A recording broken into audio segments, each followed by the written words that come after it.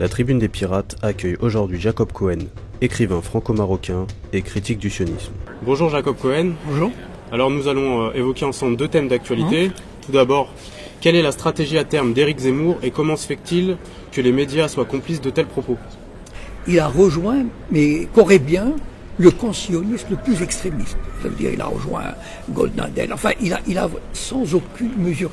Il dépasse même, à la limite, il dépasse quasiment, enfin, des juifs. Je crois qu'il dépasserait même Finkielkraut, enfin, à la limite. Oh oui, il a déjà dépassé. Mais moi, je comprends pas. Oui. Il cherche la guerre civile. Enfin, le camp extrémiste sioniste veut la guerre civile en France.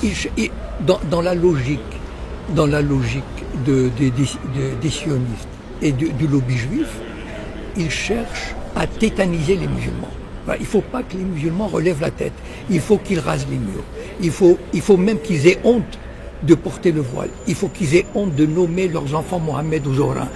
Il ne faut pas, il faut qu'ils se dénudent. Il faut, en fait, je vais vous raconter une anecdote. Il y avait un musulman qui est entré dans une salle de tri de bagages à Nice, il y a quelques mois. Et il a dit salam alaikum. Il a été mis à pied. C'est quoi? C'est-à-dire, est-ce qu'un juif qui aurait dit shalom, il aurait été mis à pied? Non. Donc, en fait, le système, il tend à faire des musulmans des citoyens soumis, qui courbent la tête, voilà, comme des colonisés. Et là, ce que dit Zemmour, c'est quasiment, il veut les enfoncer encore plus. Voilà. Oui, il veut nous remettre à l'état d'indigénat. Voilà. Même encore pire. Voilà. Alors, deuxième question. Oui.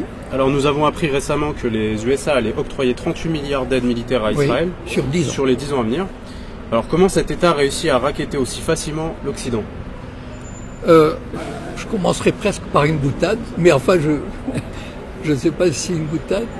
Il y a des bruits qui circulent, des rumeurs, des paroles d'ambassadeurs, etc. Vous savez qu'Israël a au moins 200 bombes atomiques. Bon. Et qui sont dans 6 sous-marins nucléaires, quasiment offerts par l'Allemagne. Parce que la culpabilité, patati patata. L'Allemagne d'ailleurs donne combien par an, à peu près? Je ne connais pas le chiffre. Mais depuis des années, elle donne des milliards. Et même les sous-marins, ils les donnent presque, moitié prix, mais enfin, ils doivent s'arranger, etc. Et donc, la plupart de ces bombes sont pointées, c'est-à-dire pointées ou pas, mais en tout cas, elles peuvent être très facilement pointées sur la plupart des capitales européennes.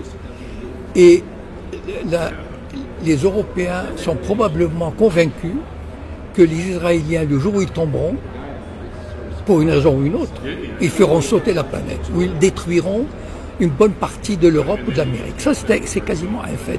Et beaucoup de leaders, surtout aujourd'hui, que Israël a des leaders de plus en plus extrémistes. Un Naftali Bennett. Moi, quand je dis que Netanyahou est un modéré, les gens rigolent. Mais en fait, c'est un modéré. C'est-à-dire c'est quelqu'un qui a vécu aux États-Unis. C'est l'arbre qui cache la forêt extrémiste. Et qui a vécu aux États-Unis, qui a la notion encore de l'équilibre diplomatique, etc. Mais ceux qui viennent derrière, comme Naftali Bennett, mais eux, ils n'en ont rien à fiche. Eux, ils ont la mentalité de Masada, c'est-à-dire, si on nous détruit, eh ben, on fera péter le monde. Et ils ont de quoi. Et je pense que c'est une crainte qui est ancrée dans les chancelleries occidentales. J'en suis certain.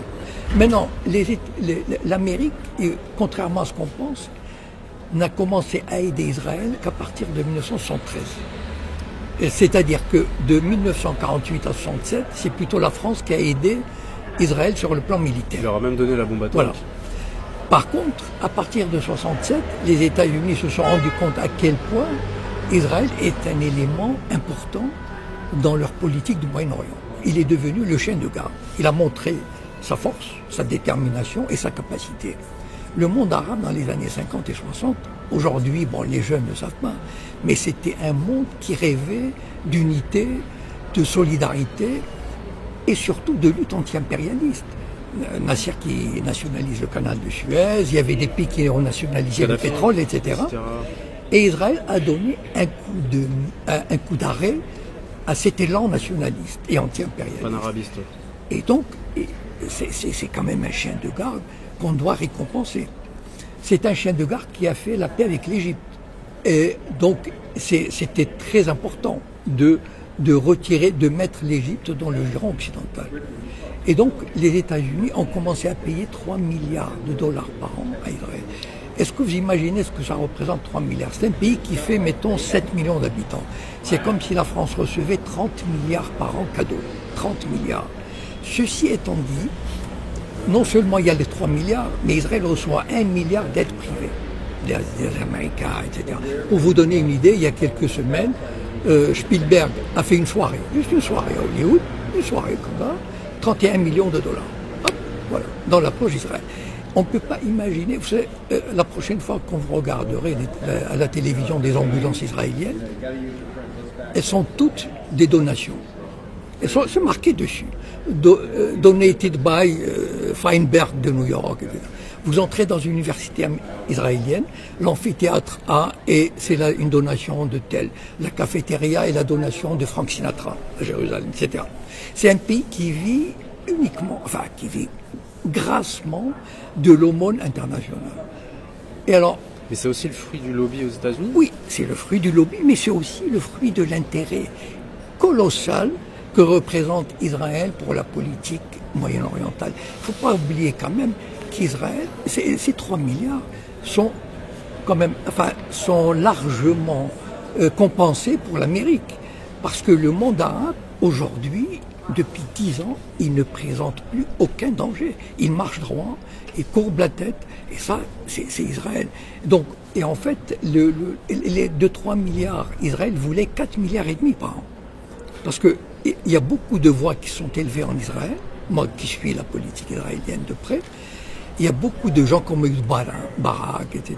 Ils avaient dit que Netanyahou a raté l'occasion de ramasser le jackpot, c'est-à-dire 4 milliards et demi. Il a fait une connerie, etc. Il s'est laissé avoir. Comment? Que 3 milliards 8? Enfin, mais c'est colossal pour un petit pays comme ça, 3 milliards 8. Et donc, mais en même temps, bon, c'est un rapport de force.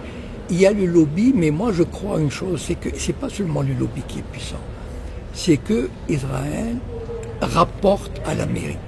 C'est-à-dire, ils ont des services de renseignement extraordinaires.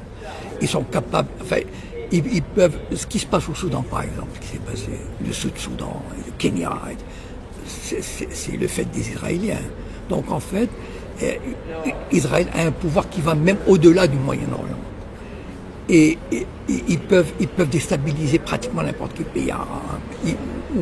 Et donc, il mérite, entre guillemets, ce qu'on lui donne. C'est-à-dire, mais moi je crois que le lobby à lui seul n'explique pas tout. Oui, je comprends. Voilà. C'est-à-dire qu'il y a un équilibre entre, il y a le lobby. C'est leur intérêt. Mais c'est leur intérêt fondamental des Américains. Le jour où Israël ne jouera plus ce rôle, à ce moment-là, on trouvera une raison, on dira, ah ben tiens, c'est trop cher, etc. Mais ce qu'ils donnent, c'est largement, et en plus, bon, les 3 milliards, ou les 3 milliards 8 qu'ils donnent, c'est de l'argent qu'Israël doit acheter, c'est du matériel qu'Israël doit acheter aux États-Unis. Oui, exactement. Et Israël développe des armes et développe des techniques. Par exemple, les drones, les Américains en profitent. Ils développent probablement... Ils testent sur Gaza. Voilà, ils testent tout ce qui se passe en Afghanistan, etc. Donc, il doit y avoir pas mal d'appui israélien. Et donc, finalement, 3 milliards pour les Américains, c'est pas, ou 3 milliards 8, c'est un investissement et ça rapporte. D'accord, je vous remercie pour ces précisions et puis à bientôt sur la Tribune des Pirates. À bientôt. Merci.